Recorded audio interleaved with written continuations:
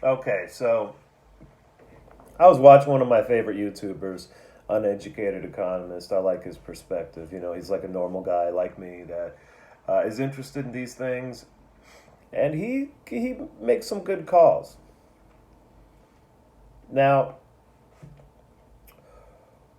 as far as the finance situation, as far as this big debate, inflation, deflation, all of the sensationalization over hyperinflation, you have the Peter Schiff type of argument, which I love Peter Schiff, that is. But I think he tends to be a little hyperbolic. And then you have the deflationary people where everything is about, well, technology this, technology that. Some people think that technology can solve the most fundamental human problems. The problem is they can't. So you have the people with the technology deflation argument. The debt deflation is a real thing. I believe that. But as far as what I think is happening right now, you have the Fed coming out, and basically all they're doing is making empty threats about raising interest rates 2 years from now. And how much do you want to bet that at some meeting in the future they will push off the idea of raising interest rates another year or 2 years? Because it was just a few months ago that the Fed was saying they would raise interest rates in 2022. Now it's 2023. Before long, it's going to be 2024. And at some point, the market's going to figure out that they're full of shit. As far as tapering the balance sheet, that's more likely for them to actually try. But I think that that's going to be disastrous if they do try it. Because the secondary markets are too dependent upon the Fed. That's why the interest rates are so low. If the Fed stops buying stuff off of the secondary market, it's going to fold up. And that's going to trickle into the rest of the economy, of course, because everything goes to the bond economy. But the Fed is very influential in the bond market. Otherwise, they wouldn't be doing what they're doing if it didn't have some kind of effect. So they might try to taper. I highly doubt that that will work out. And it'll be just like the last time they tried to taper. There'll be the taper tantrum. No one saw this coming, right? Except people who pay attention. So, as far as the whole debate, inflation versus deflation versus hyperinflation, hyperinflation, I think, is off the table because you do have deflationary forces, such as the debt, that will keep inflation from getting that out of hand. But you will have persistent inflation, in my opinion, because of the Fed policies. Not really because of the quantitative easing, in my opinion, but more to do with the interest rates being very low, and also due to fiscal policy, we're going to see inflation. We're going to see another stimulus package for sure. And then on top of that, we're going to have wages going up. I'm quite sure wages are going to have to go up at least a little bit. And that's going to induce a wage price spiral, a mini wage price spiral. So my feeling is inflation at 5% per year for the next several years. Whether that's coupled with a stagnant economy and low unemployment, I tend to think so, but I'm not 100% sure on that. But I am quite sure that inflation's here to stay. And the market's right now having its little hiccup because the Fed spoke. And for now the market still believes the Fed. That's not going to last forever. Maybe a couple years. So they can move the markets a little bit with what they say for now. Quite a bit for They can move the markets quite a bit actually. But that whole scenario is going to end eventually. The market will figure out eventually that the Fed is never raising interest rates. We'll see what inflation does for the rest of the year. It might go down a bit next month or in a couple months down to below 0.5 month over month. And then you're going to hear everybody say, well, inflation's over. People are already saying that because it went down like 0.1% from the previous month, this last month. It went down from like 0.7 or 0.8 down to 0.6. And lumber prices are going down right now.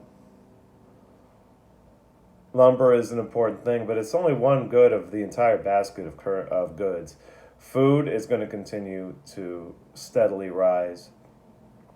Energy is going to continue to steadily rise. And the CPI doesn't even count that, the main CPI number. And the CPI, I do believe, is a bit fudged. They started fudging it in the early 80s because they saw what the political consequences were over the course of the 70s and how much of an uproar the inflation caused. I mean, inflation caused, in part, the French Revolution. Inflation is a beast. It's an animal that, if it gets out of control, it can destroy societies. They understand that. So they do things like manipulate the prices that they put out on their CPIs according to what they perceive as a quality increase. Or there's other ways they do it. They can decide which goods to put in that basket of currency for whatever reason. Obviously, they're going to pick all the lowest goods that fit the proper categorization and put it into that basket. These are government agencies. The Fed is a government agency. It is not independent. Anybody who believes the Fed is independent and will do what it does despite what politicians want them to do, they're fooling themselves. You're drinking the Kool-Aid. It's time to stop. If you want to make money on the market, you got to stop drinking the Kool-Aid. So that's my thing on the inflation debate is pretty sure there will be inflation for some time to come. That's about all I have. I can't think of anything else at the moment. But this little hiccup, people will forget about this hiccup by next week. This little sell-off of commodities. It's probably a good buying opportunity. China, see, here's the thing a lot of people don't realize is what I see happening is China is developing a much bigger middle class. That middle class is going to demand, the demand for goods to stay in China rather than being shipped overseas is going to go up as the middle class goes up in size and influence. So that's going to jack up the prices here because they're the ones that make all of our consumer goods. So we'll be competing with Chinese middle class people for their goods that they're producing. I think that's a big trend that we're going to start to see happening.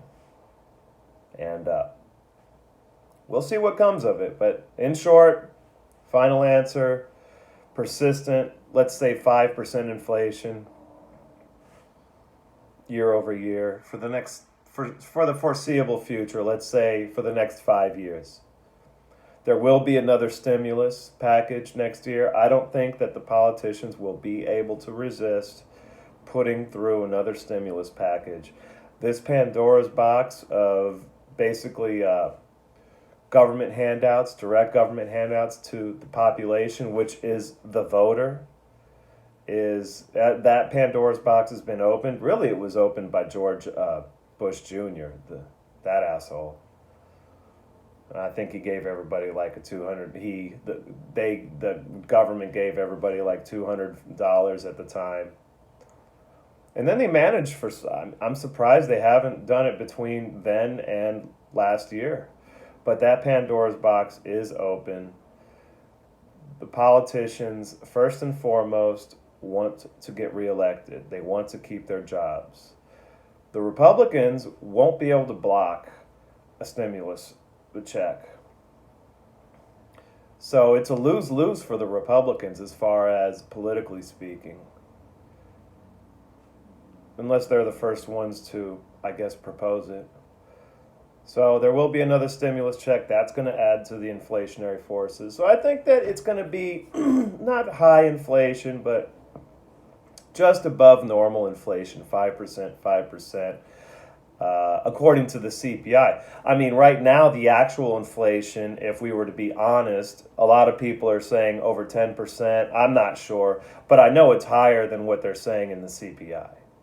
They do a lot to keep that inflation number low. But the official inflation rate is going to be 5% year over year for the next several years. So that's all I got to say for today. Have a wonderful day.